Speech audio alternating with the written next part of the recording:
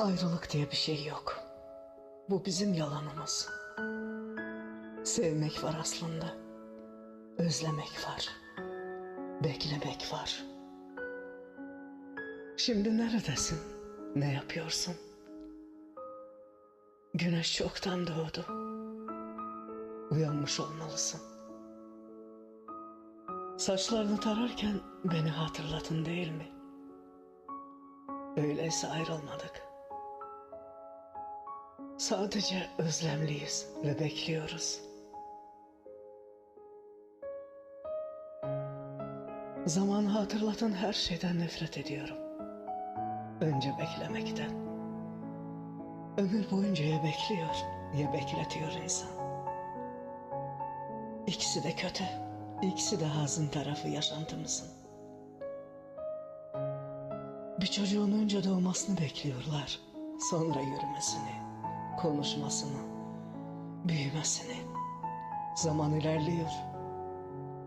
Bu defa para kazanmasını, kanunlara saygı göstermesini, insanları sevmesini, aldanmasını, aldatmasını bekliyorlar. Ve sonra ölümü bekleniyor insanoğlunun. Ya o, ya o. İnsanlardan dostluk bekliyor. Sevgilisinden sadakat. Çocuklarından saygı ve bir parça huzur bekliyor. Saadet bekliyor yaşamaktan. Zaman ilerliyor. Bir gün o da ölümü bekliyor artık. Aradıklarının çoğunu bulamamış. Beklediklerinin çoğu gelmemiş bir insan olarak göçüp gidiyor bu dünyadan.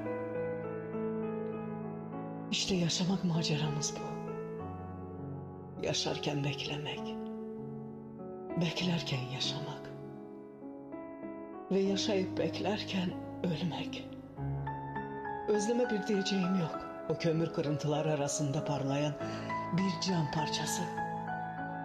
O nefes alışı sevgimizin, kavuşmalarımızın anlamı. O tek güzel yönü bekleyişlerimizin.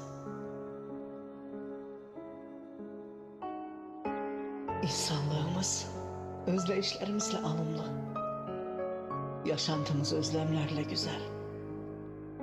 Özlemin buruk bir tadı var. Hele sen özlemenin bir kokusu var. Bütün çiçeklere değişmem. Bir ışığı var, bir rengi var sen özlemenin. Anlatılmaz.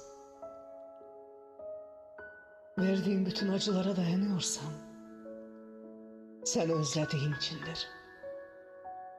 Beklemenin korkunç zehri öldürmüyorsa beni, sen özlediğin içindir. Yaşıyorsan, içimde umut varsa, yine sen özlediğim içindir. Seni bunca özlemezsem, bunca sevemezdim ki. Seni bunca özlemesem, bunca sevemezdim ki.